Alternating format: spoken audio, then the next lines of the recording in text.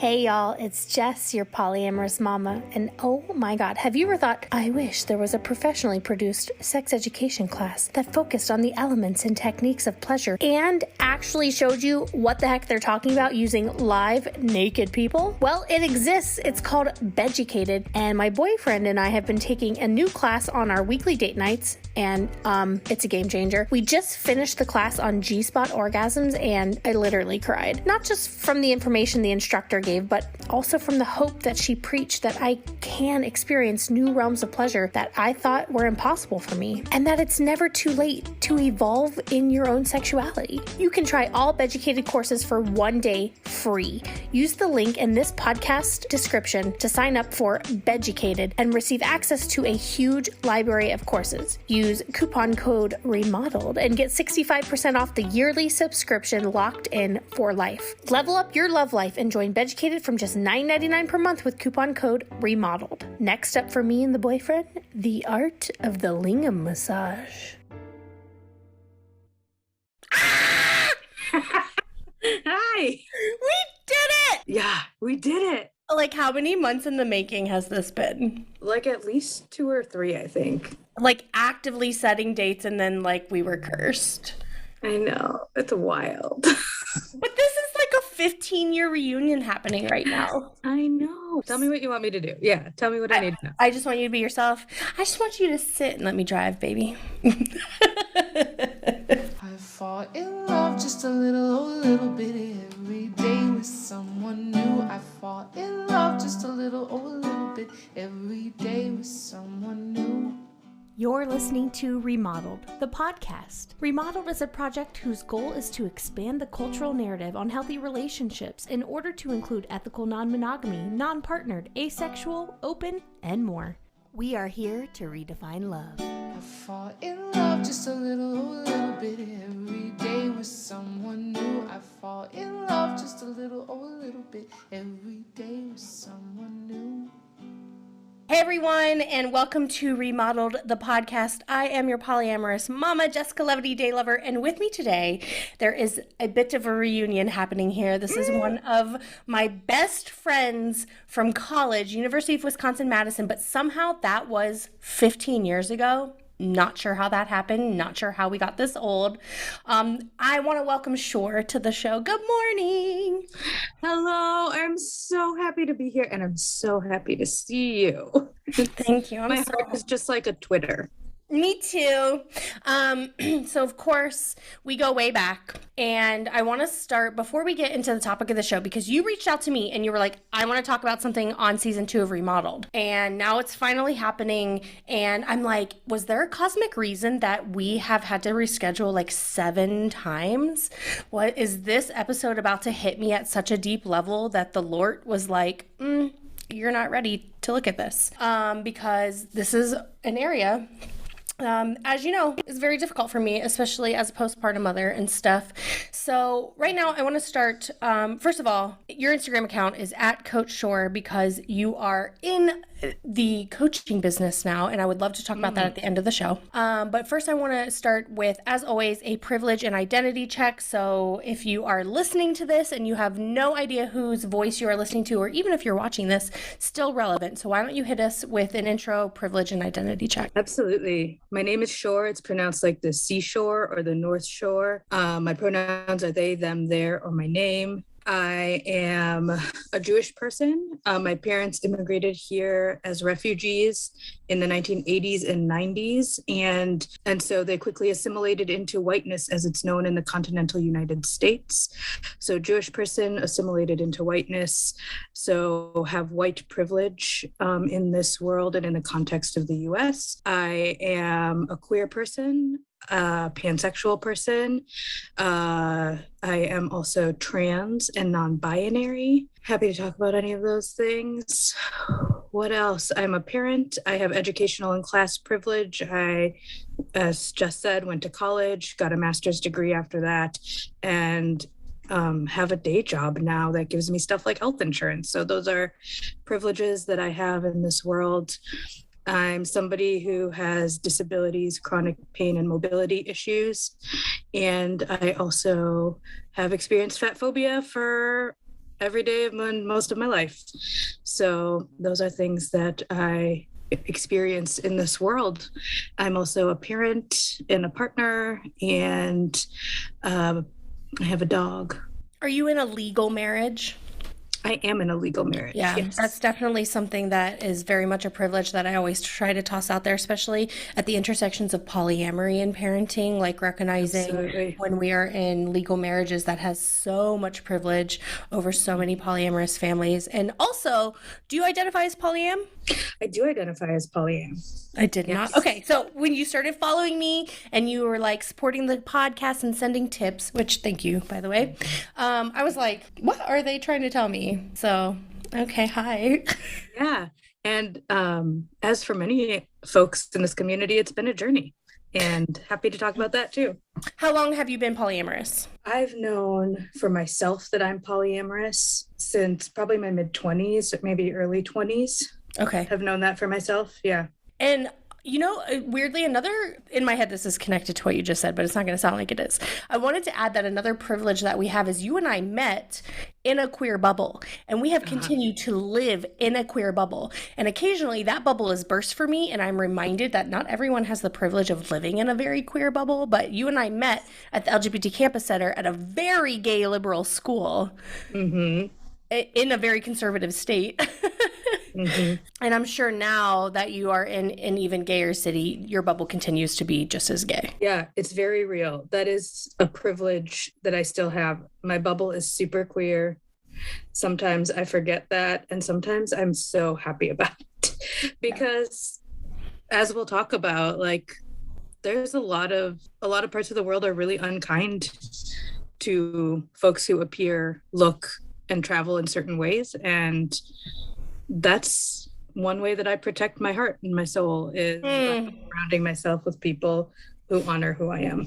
Yes, amen to that. And also, one last thing: are you comfortable mentioning how you chose to raise your children without pronouns? Yeah. Oh, absolutely. So it was actually a funny story. So our first child was born, and we had like a lot of feelings and talked about this a ton. Are we going to use the binary assigned pronouns that people will assume if they look at the child's genitals, or are we going to make some other decision in their infancy? And for a very short second, we used the binary assigned pronouns based on our child's genitals.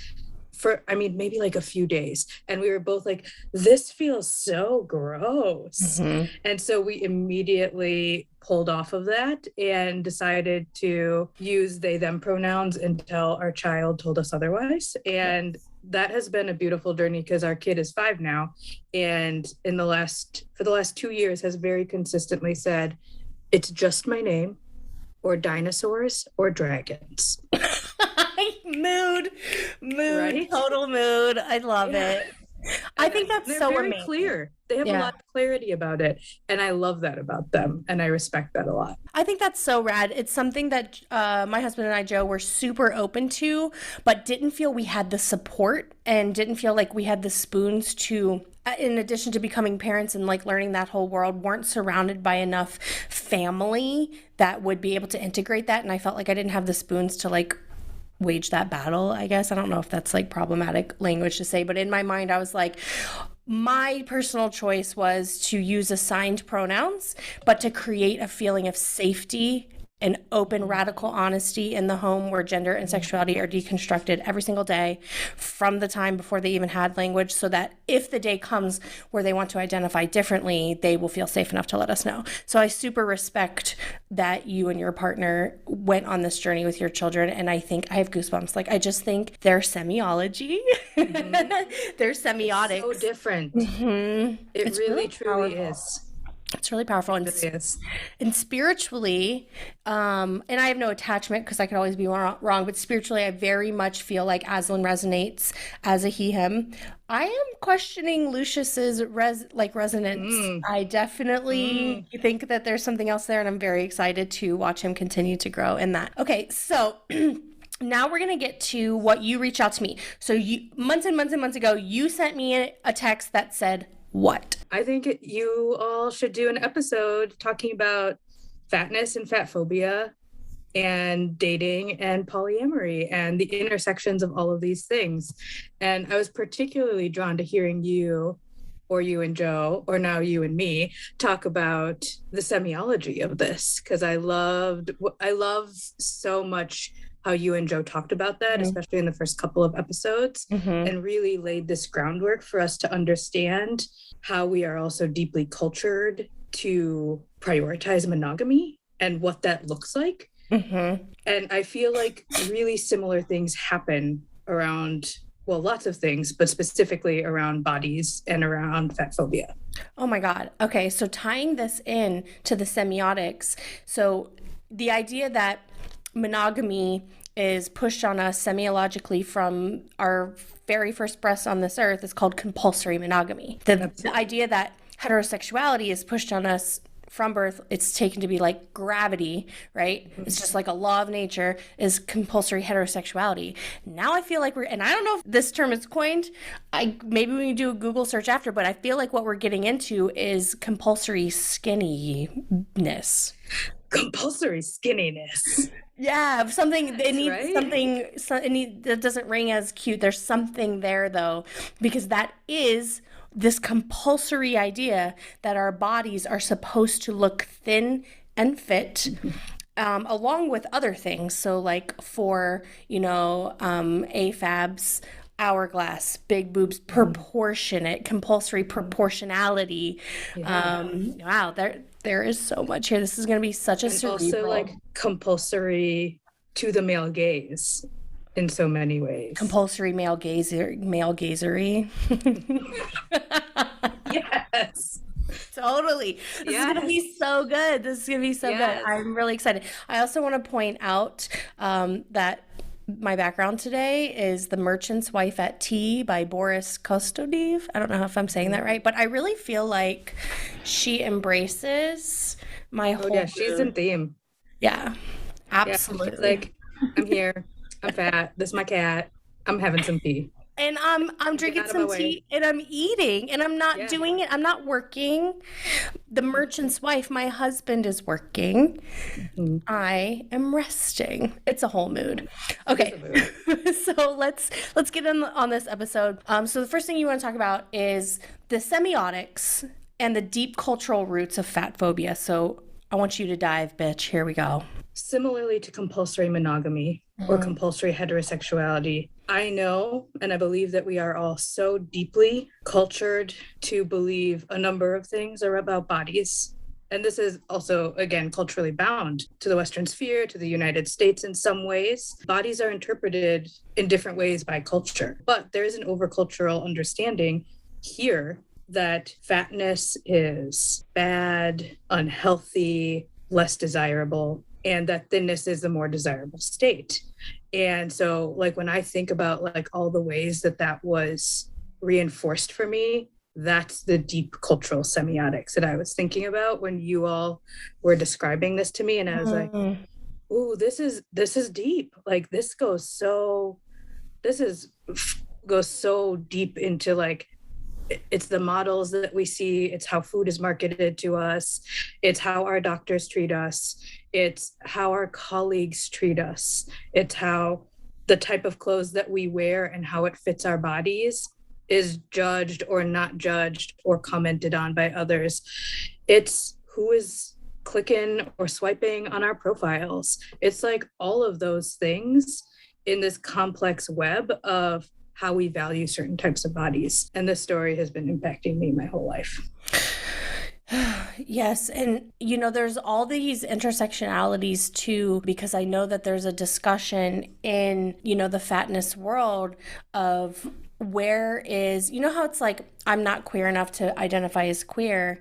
I know a lot of mid-sized folks are like, well, where do we fit in on this? But the internal battle I'm waging in the war that was waged on me within my family, still, it's like, I want to respect that I have a fair amount of privilege as someone who is confined clothes in most of the time, depending on where I'm at in how I range, that I can find clothes in like a store like Target or the mall, but that I'm still deeply affected by these semiotics. And I think what's interesting about the semiotics is like it's so subconscious. So it's like we know we're learning when we're sitting in a classroom and we're looking at a PowerPoint presentation, or somebody is telling us this is fat and fat is bad.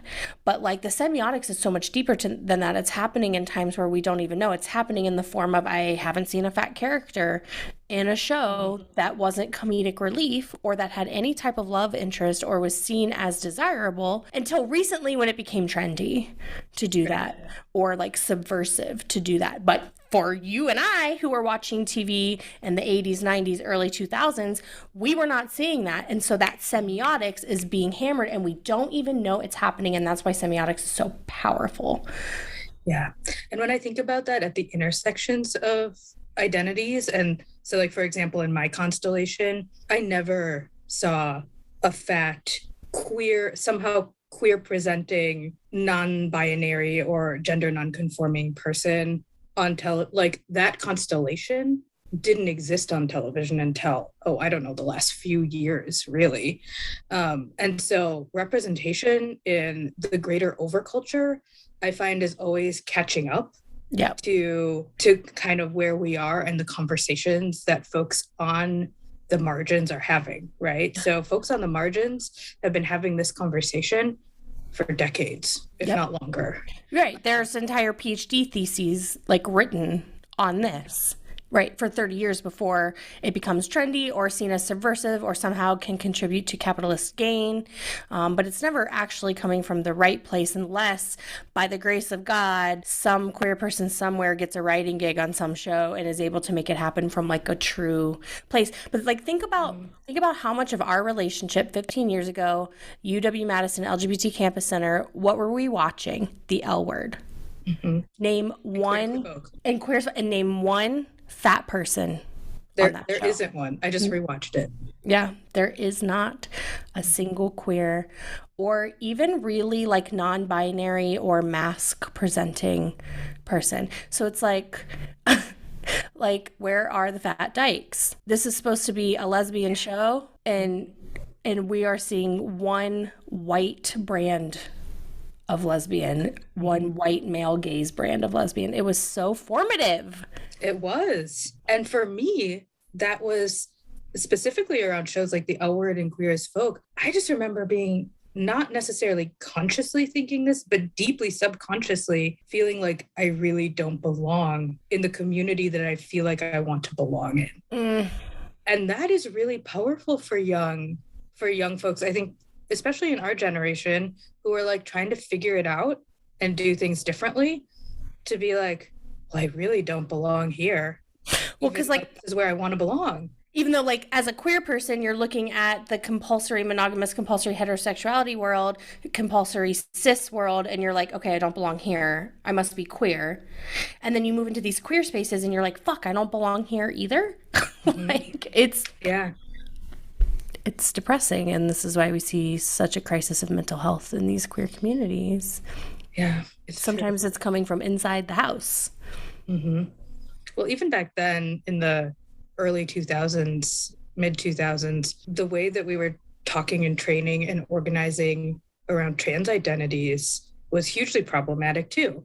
And so that has really shifted culturally in our communities. And I think when I think back to that time in our lives, the like college time, I've felt deeply that I didn't fit in to the gay culture that we were kind of all floating around in, because I wasn't actually gay. Mm-hmm. And once I realized that I was non-binary and trans, that's when I finally was like, oh, right. My attraction to people also subverts the binary and moves beyond that. And that's why when I was often by people who I love dearly, you know, being called like a lesbian, I was like, that actually just like really is not the word for me, because it's not who I am. Not the same stakes or marginalization by any means, but I resonate on some level with what you say as a bisexual demisexual. So like I'm in these spaces and I'm like, okay, I'm not feeling gay, but I'm definitely not straight. And also, I'm having trouble connecting to anybody. Like, am I asexual? Right. But even that, I didn't even have language for that. But I definitely went through a very confusing period where I was like, oh, I must not be gay, because like I was engaging in like gay sex experimentation, but not feeling what I now realize is what I feel during sex without an emotional connection. So I went through this whole troubling period where I was like, well, I don't even know. Maybe I'm just nothing. And like there's just so much. It's so complex, and I love that. God bless Gen Z for deconstructing everything they have deconstructed to the point where none of this shit's even going to make sense anymore. Once Gen Z is done deconstructing gender like completely, sexuality won't even make sense anymore, because you can't have sexuality without gender. And then all of a sudden we will just all be out here as humans figuring our shit out finally. Finally. Yeah. I can't wait for that day. Yeah, totally. Okay, so the interconnected ways that fatphobia presents itself across cultural, personal, internalized, interpersonal, and systemic spaces. That was a whole line on your show prep sheet. Ready, set, go. Yeah. That was a whole line, right? I was just, for me, when I think about fatphobia, I think about it both interconnected and across all those dimensions, right? So we talked about how we relate to bodies and size is culturally bound. That's true. It's also something that is a personal and psychological manifestation over time, right? So my relationship with how I understand my body, fatness, fatphobia, and how I interact with it is both internalized and deeply personal. It's also interpersonal because it's something that people can easily see about me or about another person. And so it's always impacting relationships of all types. And it's also quite systemic. And so when I say systemic, what I'm thinking about and talking about are like the deeply painful stories of the medical industrial complex and people, for example, not receiving the care that they need and deserve because of assumptions made by providers of different types about their body. Especially when you intersect race with that. Absolutely. Yeah. Race, trans identities at the intersection with fatphobia are frankly deathly, right? Yeah. Like people, literally. People are literally dying because they will not be listened to by their medical professionals and they cannot get the care that they need for what's actually happening with their body. And so that's one example of systemic fatphobia. I also, my day job is in public health. And so I see it all the time there, where I'm supporting people who do, for example, nutrition and physical activity work in the community. And the people who are doing nutrition work, I'm like, none of y'all fat. Why are you talking to fat people? Wow. What's happening here? Yeah, and the semiotics of that is... Right? And I think that this is shifting in some fields. And I'm happy to talk about my personal experience of finding my latest doctor who is fat and wonderful. And one of the first things when she asked me what I'm looking for, why I'm changing physicians, I said, I'm looking for somebody who's going to treat me humanely and with decency, and who's not going to objectify me and treat me differently because I'm fat. I was like, can you do that? And she was like, absolutely. And I was like, well, then we can maybe be in relationship with each other, because that's what this really is. It's a relationship about my well-being. So if you can show up to it the way I need you to, we can be in a relationship. And if you can't, then I'll seek someone else. That's so powerful to see, to have your provider look like you in that way. Because I know I feel the same about going to a provider who is not queer or polyamorous or a mother. I'm like, you cannot see me. And I know, with anti-racism as well, like a white provider can be as anti-racist as they think they can be. But at the end of the day, you need providers that look like you and are sharing your experience. Absolutely. Tell me about your thoughts of navigating polyamory and the kink scene as a fat person, and I will tell you mine. I love that question. And I'm going to take a step back, if that's okay, and just share a little bit about like my story with this. Yes, please. Because I think that it really informs the answers to that question. Okay. So as I said, I've been navigating fat phobia my entire life. I was a fat kid. I was a fat teenager. I'm a fat grown-up. Here we are. It's real, right? And from a really young age, I was deeply taught that my fat body was inherently flawed and undesirable. And so when I think about who I am in relationship to other people, that is like one of my deepest core wounds, is being constantly reinforced. On top of that, my family actively tried to change my body for years and years and years. And so that looked like all sorts of things, from like taking me to nutritionists who, frankly, at that point shamed me all the time, all sorts of doctors. At one point, I think my mom thought I had thyroid cancer. I don't know. It was wild town. And so that was like a huge part of my growing up. And really what it came down to was, it came back to compulsory heterosexuality and compulsory monogamy. It was a measure of success for my family, particularly for my mother, was that I get married to a man and have children. I know, right? So like it all comes together in my story in that way. And so not only was I like working up against the semiology around fatness and bodies, but I was also working up against this semiology, like this understanding of myself as like a queerling in my youth, and really being pushed into compulsory heterosexuality and compulsory monogamy. And all of that was really deeply painful. And those are like some of my deepest core wounds. And emerging from them has been my deepest healing. And, you know, I was also just taught that my worth was measured by these things.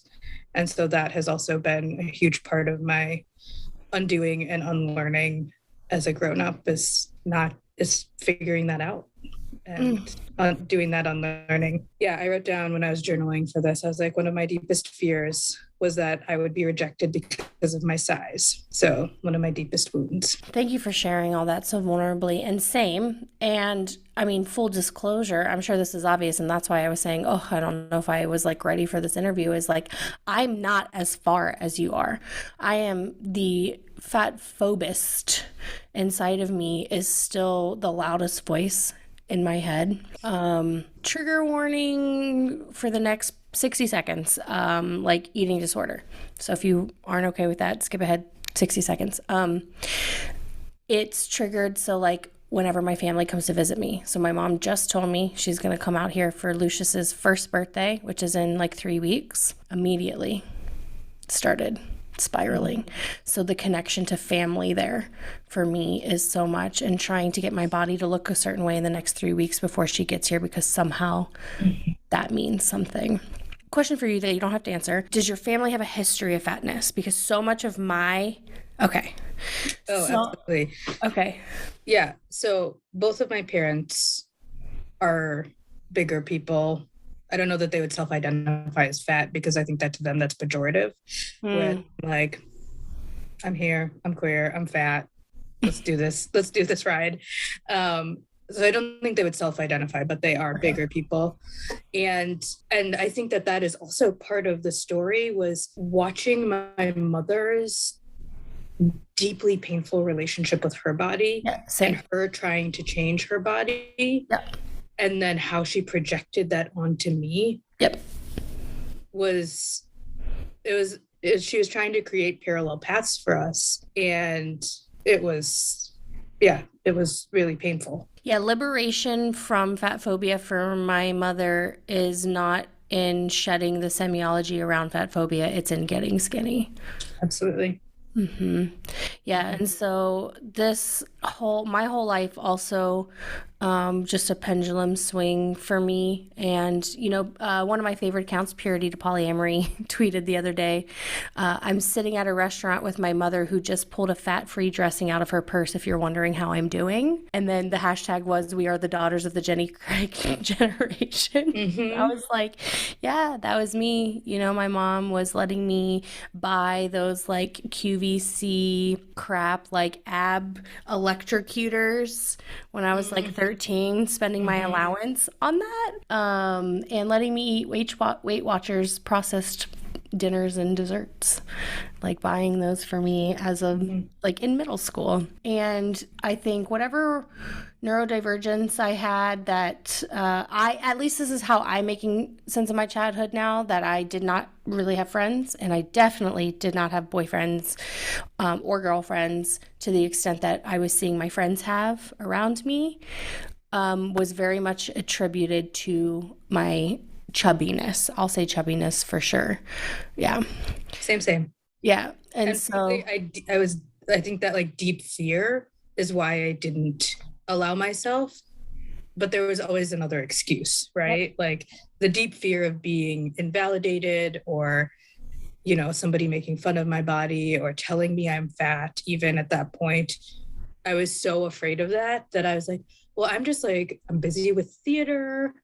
I play my sports, like I was so busy so that I didn't have to actually acknowledge or experience that pain.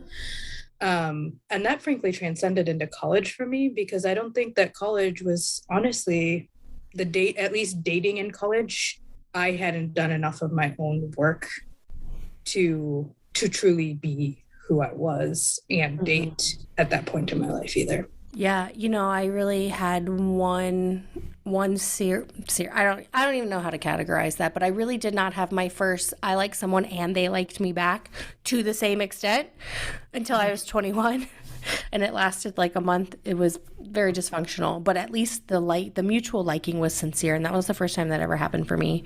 And so I have internalized so much of that. And then we have a Discord, Remodeled Love Discord. It's currently free. It's a free resource. I wanted to create an online community that I could try my best to guarantee was not toxic, because so many of these online spaces have become so toxic, like Facebook polyam groups and Reddits and stuff. And so the Remodeled Love Discord exists. You can head to remodeledlove.com and click the link there, or email me for an invite. Anyway, I launched a channel called Polyamory, and just had no idea what was going to happen in that room. And it's as relieving as it is depressing, right? To know that we are all having these same struggles, navigating, because at least, the more marginalized your identity in polyamory, the less you're going to experience abundance mindset, right? This is something that is preached so hard in the polyam universe, abundance mindset, like don't be in scarcity mindset, blah, blah, blah. But the more marginalized your identity, trans, person of color, fat, disabled, neurodivergent, poor, in a rural area, that scarcity mindset is not a mindset. It is a scarcity reality. And so you're here, I want to be a polyamorous person, but I have a piece of my identity that is seen as unworthy and unlovable. So maybe I should just feel grateful that I got one partner, and maybe I should stop trying to have multiple partners. Yeah. I'm gonna have to check out that channel. Like I said, it's sometimes it's really beautiful to navigate. There's people posting pictures of themselves feeling fly, getting ready for a date, but there's also a lot of commiseration happening in there. And I know for me, because I am still struggling so much with my internalized fat phobia, what is really hard for me is when one of my partners gets a new partner, what do you think is the first question? Praise. Are they prettier? Are they skinnier? Are they this? Are they that? And I always joke well, I know they're not going to be funnier than me. And that's true. But my mind doesn't go to, or my mind doesn't go to, are they smarter? Do they make more money? I will eventually think about those things if I'm really in a envy spiral. My mind first goes to, is their body classically sexier than mine? And is my partner going to desire sex with them more than they desire sex with me? And it is a really toxic place to be. And when you don't Really have hard place to be. yeah, and when you don't have a queer, fat, polyam therapist to unpack that with, you're just out here kind of floating in space, and all you have is community at that point, and that's what the Discord's for. Yeah. And so in this moment, I'm feeling called to like name and acknowledge something in some of the feelings that I'm having after what you just shared. And that is that this is life work. This is like life journey work. And I still have those thoughts too. I still have to work on them all the time. And as with any core wound, it's something that we're constantly tending to.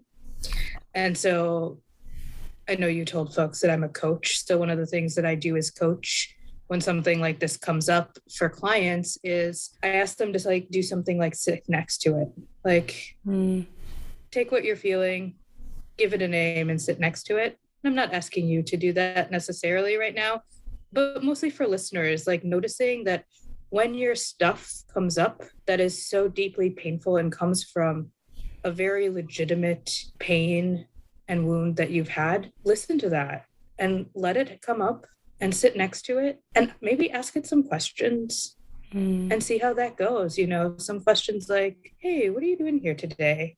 How are you doing? Or what do you have in mind for me today? What do I need to know? Or what can I do to support you and care for you? It's so hard for me because even those exercises are tainted by my fat phobia. Yeah. It's just I feel that too. a core wound. And I know you follow my page. And are you on my close friends list? You are. Yeah. Okay.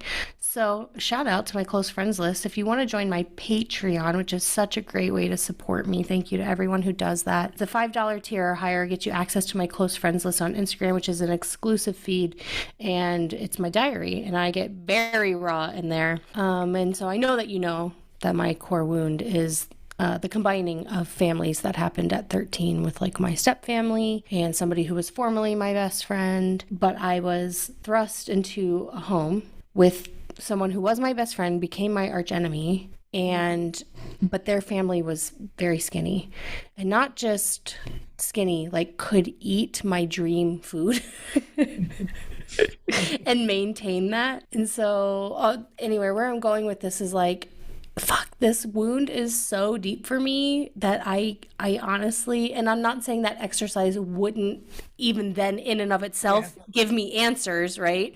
It's still an exercise that is showing me something. I honestly cannot find comfort. And you mentioned on here some of the ways that you have healed and shifted your relationship with these things, which I would love to hear about because I just have so far to go. And I want to acknowledge the extent that I have healed.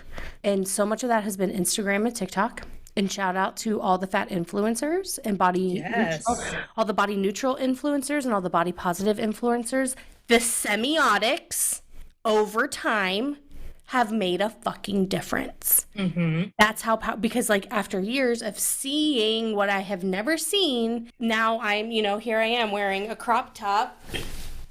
Yes, you are. Yeah, with my fupa out. Yes. And my, I call this the deflated postpartum mom belly, where it just kind of flops now. And never. I mean, I have tented myself in clothing for years and years and years and years. And so I have healed to the extent that I can wear what the fuck I want now. And so much of that I credit to the semiotics of having a really powerful Instagram and TikTok feed. But that's pretty much it. And even then, like, I can do it, but I'm still not having a great time. But it's still some improvement. So I would love to hear the ways that you have shifted and healed your relationship with these things. Yeah, absolutely. So I also have a really awesome Instagram and TikTok feed. Well, not TikTok, because I don't know how to do that yet. It's on my list. Future. It's on my to-do list to learn about TikTok. But I've learned so much from people who are talking about this really openly and honestly on social media. And also, I just have some really rad fat friends, and we talk about it all the time. We talk about it at all its intersections, from it really sucks to go to the doctor and we're really scared that they're going to tell us we have high blood pressure or some shit like that, to I'm on Tinder and I really want to get banged and I'm really nervous about what this person is going to think about me when they meet me in real life, because who knows, maybe I'm fatter in real life. And so all these conversations about like how we appear on our profiles and how we talk about our bodies and stuff like that. So that has been like, just that connection and talking about it out loud with people has been really important for me and my journey. I hadn't dated in a long time. And in the last year after I was in my coaching program to become a certified coach. I did a lot of, when people were practicing on me, I did a lot of asking questions about this. And that was really healing, because I was really stalling myself out on dating, basically. And what I realized from those coaching sessions was I was getting in my way, that this was getting in my way, that deep fear was getting in my way. And it, like, when I realized that, I was like, okay, so really all the other stuff can fall away. But if I'm what's getting in my way, then that is something that I really need to grapple with. So I've actually had quite a year of grappling with it, getting coaching around it, and then just like doodling, journaling, writing a ton, exploring with myself what I want. So doing stuff like a meditation on pleasure as a sacred gift. And I would like meditate on that and then draw about it and be like, I deserve that. I fucking deserve pleasure in my life. And I'm not just talking about like sex and pleasure. I'm talking about like all the ways that we rest and recharge and find joy. We all deserve those things. And so I was expanding in so many different ways that allowed me to just like see myself more wholly. And then I was like, I need to get out of my fucking own way. That was a whole word. So in this fall at some point, I think it was the beginning of Sagittarius season, I was like, I need to do some things to get out of my own way. Sagittarius season is the time. So there's this online app called Lex, and it's kind of like it's a dating app, but it's a personal style app. So people write little personals and they post it on Lex, and it's run by queer folks, and it's by and for queer folks, basically. And so I was like, I'm gonna my first Lex ad, I'm going to put out into the world the vibes I want. You want me to read the Lex ad? Yes, I was hoping that you would. Yes, because that's what you sent me the day that that douchebag dude I went out with told me I was fat. Is that what you sent me? It was so good. It was a work of art. Read it, please. So my first Lex ad, the headline was, "Worship my fat bod. You, truly enamored with the softness of the body, softness of the soul, and the way your ears disappear in big thighs. Me, a sweet snack daddy, ready to give you direction and receive your doting worship. All/both. Actively working on internalized fat phobia and systemic oppression of fat people." And that was actually like a really magical turning point in my, just like me unleashing myself, and also like really starting to get more in step with who I am and my self-confidence. I mean, I got like a really nice response. I got a lot of messages. I had some really hot sexting that came out of that, and it was great. Like it was really fun. I was just like, oh yeah, the people who want to see me and need to see me, see me. And I think that was a huge learning for me, is that I've spent so much time catering myself and my body to how I think I want people to see me and understand me. And I was like, no more of this, no more of the shrouding. The people who see me are meant to see me for 100% all of it. And so that was a huge learning that I really stepped into, because the people were like, fuck yeah, I see you. And fuck yeah, this is hot. I love this. I love that. Thank you for sharing. I actually feel super moved. Like I feel like something in me just healed, definitely more healed than when we started this conversation, which is really beautiful. And thank you for that. And it's a testament, I think, to your coaching skills as well. Are you in the kink community? Yeah, so that's the other piece that I posted that, and I've dabbled in kink here and there. But it really also then I was like, when I like wrote it and I was like looking at it before I posted it. And even within some of those words, there's like a very daddy dominant like way about it. And I was like, oh, right, because that's what I'm stepping into as well. Okay. Hot. Yeah. I've really been stepping into that lately too. And frankly, online space and like texting relationships has like opened that up quite a lot. It's like, for me, it's been a place to explore without like in a very like malleable way, if you will, like it's just like super easy to like be somebody and consensually, obviously, like this is all with the consent of other people, to just like try things on and say them out loud to somebody else. I love that so much. I'm still kink adjacent because I just don't have the time and previously had too much fear. But you know that my biggest dreams are kink dreams. So I don't want to speak too much to people who are super in the kink community. But if you're listening to this right now, I want to fully acknowledge how much I have seen and witnessed the fatphobia inside the kink communities, especially the fetishization and the discrimination at play parties. And so the way that fatphobia shows up at play parties and the fear going to a play party and what types of other bodies are we going to see at play parties, and are they going to be all perfect? Am I going to be ostracized because I'm fat showing up at a play party? So I can't speak to that experience personally. I can speak to it as a fear, something very real for me at times where I have been invited to orgies and stuff, of feeling like, oh, I don't deserve to be there, which is ridiculous. Yeah, I also don't have that personal experience of going into kinky play space, at least recently, and experiencing that directly. And it is also a fear for me, and also brings up another thing that I've really been leaning into on my journey. And that is like boundaries, right? So I'm a Capricorn. Boundaries are like part of my lifeblood. So I'm like, here's one for you. Here's one for you. And I've really leaned into boundaries around fatness too. For example, like on my OkCupid, I pulled this up too. I have boundaries. I have actually like a list of them. And it's really funny because I have a friend who's not a Capricorn who was like, don't you want to reframe it to be more positive? And I was like, no. Nope. I don't. And the reason is because these are bottom lines for me. Yeah.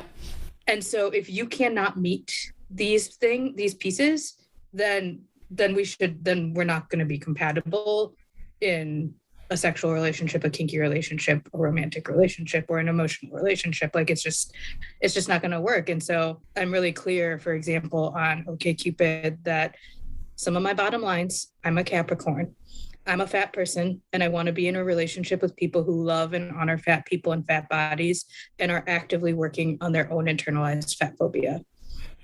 Bottom line. Hard boundary. Yeah. Hard boundary. And while it is a hard boundary, it's also one that we can talk about, right? So that's also, it's always a part of it for me, is like, let's talk about your questions about that. Let's talk about like what that's bringing up for you. Yeah, and it's different in relationship with a fellow fat person versus a non-fat person. Yeah. Just as it would be for also any other marginalized identity. So we have to wrap this up because I have a peer support call in 6 minutes. But I want to thank you so much for coming on here. And I hope that this is honestly just the first discussion that we have. I'm hoping that we get some questions and we can come back for a follow-up episode and keep it going. And as far as your coaching goes, who do you feel like is the best type of person to reach out for you on coaching? Like, who might that person be and what might their goals be? Right now, my coaching practice is pretty broad and open. So people have come about career stuff, about the intersection of career and life and values, about where they're going and where they're stuck. And I'm also currently exploring about creating a specific I'm exploring the creation of a specific practice around gender, sexuality, gender identity, and the exploration of those identities with a coach. So I'm doing that as well, because it's something that I've been working on, not just personally, but professionally for so many years, that I'm like, here we are, it's finally coming together. Yeah. So that's a space that I work in a lot too. And I'm a healing centered coach. So my style is very centered on coming back to self and pausing and grounding and looking for the answers within our wisest selves. Yeah, to be self-referencing. I'm huge about that. Yeah. So coachshor.com, SHOR. Coachshor.com is the website, at coach_shor on Insta. Thank you for being here. I'd love here. to hear from folks. Yeah, I love you so much. Thank you for having me. I love you too. And speaking of sex parties, life goal, sex parties by enforced fat people. That's one of my life goals, and I'll leave it there. Fat orgies, 4Gs. 4Gs. That's where it's at, right there. Yeah. I love you so much. Have a beautiful day. If you want to support Remodeled, best way to do that, go to remodeledlove.com. You can send us a one-time tip via Venmo, PayPal. You can also join our Patreon. And one of the best things you can do is share all of our media with your friends. Thank you so much, Shor. Mwah. Mwah. Bye. I fall in love just a little bit every day with someone new. I fall in love just a little bit every day with someone new. Hey friends, this is Jessica-levity Day Lover, reminding you that you are not alone on the polyamorous path. If you're looking for peer support or coaching on your non-monogamous journey, and you want to work with the Day Lovers, head to remodeledlove.com and book with us today.